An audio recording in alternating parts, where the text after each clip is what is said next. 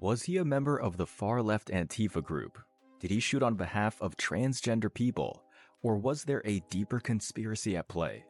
The attempted assassination of former President Donald Trump on July 13, 2024 left the nation stunned and searching for answers.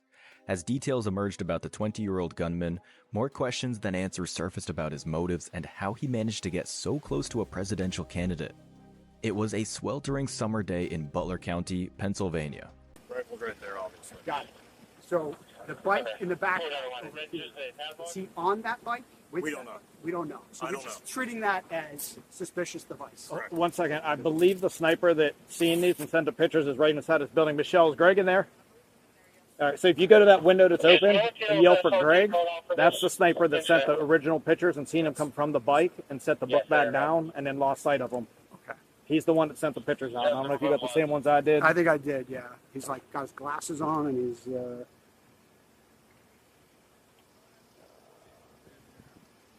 So we had the picture of that. I got that. Okay, and then this is his bike with the stuff. And our sniper seen him walking away from that, I believe. Okay. But he would be right inside that window. He's the one that physically seen this, sent the pictures, and called it out. Okay, so and we have somebody detained, correct? That I don't know. People detained on this side. All right, so that's our guy that was just up here told me that there's a guy detained who's the owner of the bike. And I said, no, that's the owner of the bike.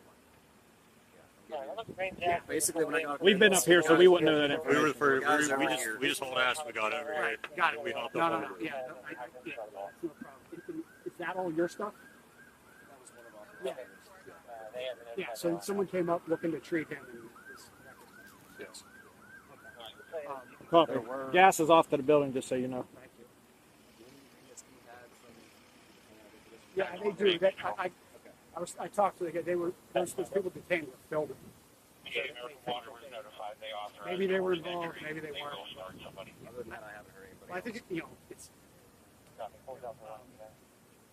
the guys that saw them filming were like, oh, they were filming us, and then filming the guy up on the roof, and then filming us, and then when shots started firing, they like tried to run away. It was like, isn't that what everybody would do that has a phone?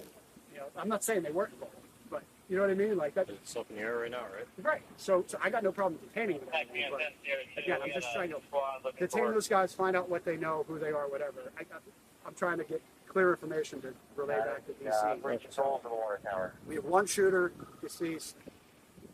I think we have 3 victims in the crowd. Is that, you guys hearing that too? That I'm not sure. So I heard 1 deceased, 2 life-flighted. I know 2 helicopters did take off. Yeah. Okay. Despite the 90-degree heat, thousands of Trump supporters gathered at the Butler Farm Show fairgrounds to see their political hero speak. Butler County had strongly supported Trump in the 2020 election, making the crowd one of the most welcoming in the nation. But things were about to take a sudden, deadly turn. At 6:03 p.m., Donald Trump took the stage to thunderous applause. The likely Republican nominee for the 2024 election gave his typical campaign speech, criticizing illegal immigration and promising to make America great again. Just 6 minutes later, at 6:09 p.m., alert members of the crowd noticed something amiss.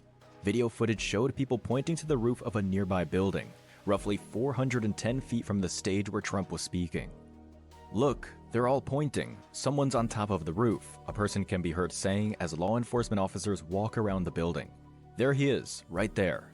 Right there, see him? He's laying down." Another witness later described the horrifying scene. "We noticed a guy crawling. Bear crawling up the roof of the building beside us, 50 feet away from us. He had a rifle. We could clearly see him with a rifle." For 2 agonizing minutes, the crowd tried to alert authorities to the danger, but it was too late. At precisely 6:11:33 seconds p.m., as Trump was mid-sentence discussing immigration policy, the first shot rang out. 2 more shots quickly followed. The crowd erupted into panic as Secret Service agents swarmed the stage, tackling the former president to the ground. Well, want to really see something that said, take a look at what happened.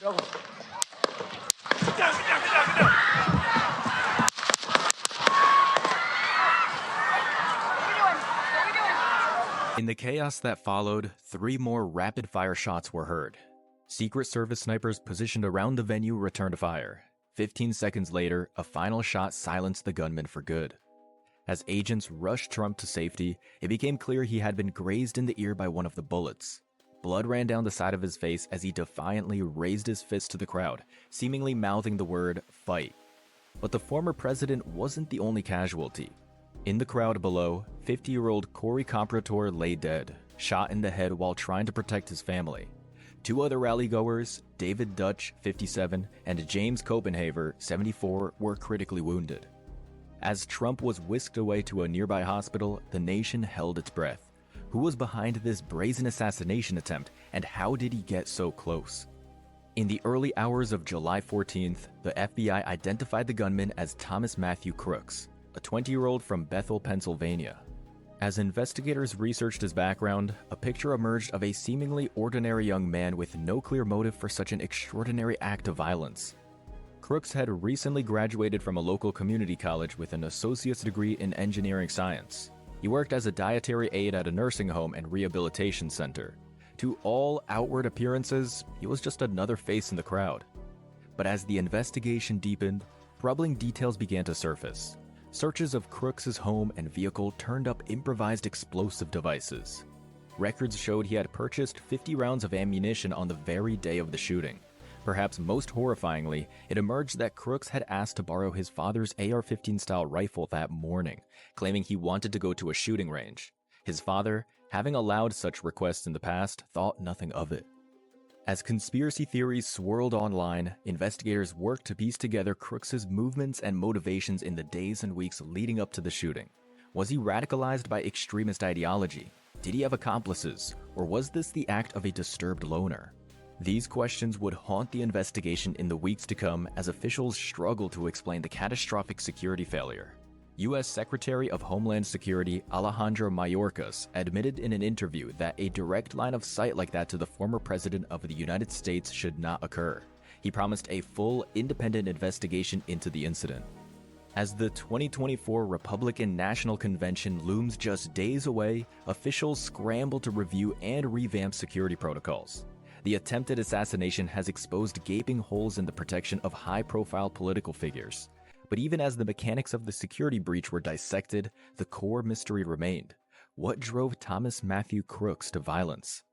As days turned to weeks, a clearer picture began to emerge, one that was in many ways more disturbing than any grand conspiracy. Thomas Matthew Crooks appeared to be driven not by ideology or grievance, but by a desperate desire for fame. Intelligent but socially isolated, he had drifted through life largely unnoticed. The assassination attempt, investigators concluded, was his bid for immortality. He didn't care about Trump's policies or the fate of American democracy. He simply saw an opportunity to make his mark on history, consequences be damned. In the end, the assassination attempt that nearly claimed Donald Trump's life served as a wake-up call on multiple fronts. It exposed dangerous weaknesses in VIP security protocols. It highlighted the need for better mental health resources and early intervention, and it forced Americans to confront the poisonous state of their political culture.